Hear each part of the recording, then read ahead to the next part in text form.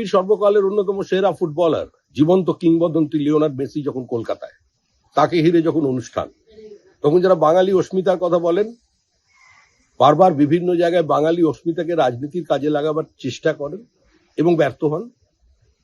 নিজের দলের মধ্যে বাঙালি অস্মিতা কোথায়? প্রসূন ব্যানার্জিও ভারতের অন্যতম একজন সেরা ফুটবলার, ভারতের ক্যাপ্টেন ছিলেন, কসমসে ম্যাচ খেলেছিলেন, অনেকেই তার পিঠ চাপড়েছেন। তো আজকে তিনি কোনো আমন্ত্রণ পাবেন না, প্রশান্ত ব্যানার্জি কোনো আমন্ত্রণ পাবেন না, সুব্রত ভট্টাচার্যকে তো দেখা গেল না, মনোরঞ্জন ভট্টাচার্যকে তো দেখা গেল না, মিহির বোসকে তো দেখা গেল না।